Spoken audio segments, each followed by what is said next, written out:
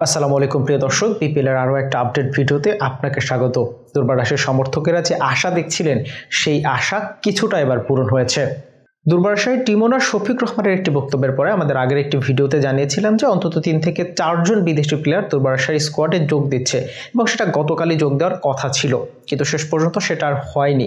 এবং আমরা আজকে সকাল পর্যন্ত আমাদের কাছে যে আপডেট ছিল, কোনো প্লেয়ার আসলে দুর্বার রাজশাহী স্কোয়াডে যোগ দেয়নি।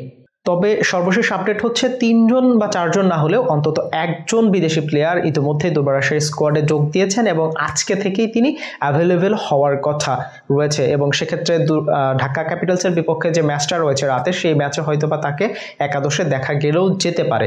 তবে আমরা শিওর দিচ্ছি না, যেহেতু একটা ভ্রমণ ক্লান্তি থাকে।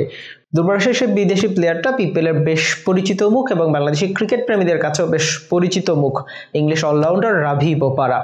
এখন আমি জানি না যে আসলে এই নামটা শুনে আপনাদের রিয়াকশনটা কেমন, তবে রাভি বোপারাকে দুর্বার রাজশাহী দলে ফিরিয়েছে এবং হয়তো আজকের ম্যাচ থেকে তাকে দেখা গেলেও দেখা যেতে পারে একাদশে।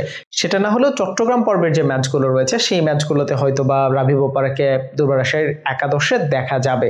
এছাড়াও সে সময় আরও 2 থেকে 3 জন প্লেয়ারকে দেখা গেলেও দেখা যেতে পারে। প্রিয় দর্শক, দুর্বার রাজশাহীর এই সাইনিংটা কেমন হয়েছে সেটা জানিয়ে দিতে পারেন কমেন্টস করে। এছাড়াও বিপিএলের সর্বশেষ আপডেট পেতে সাবস্ক্রাইব করে রাখতে পারেন আমাদের ইউটিউব চ্যানেলটি এবং ফলো দিয়ে রাখতে পারেন আমাদের ফেসবুক পেজটি।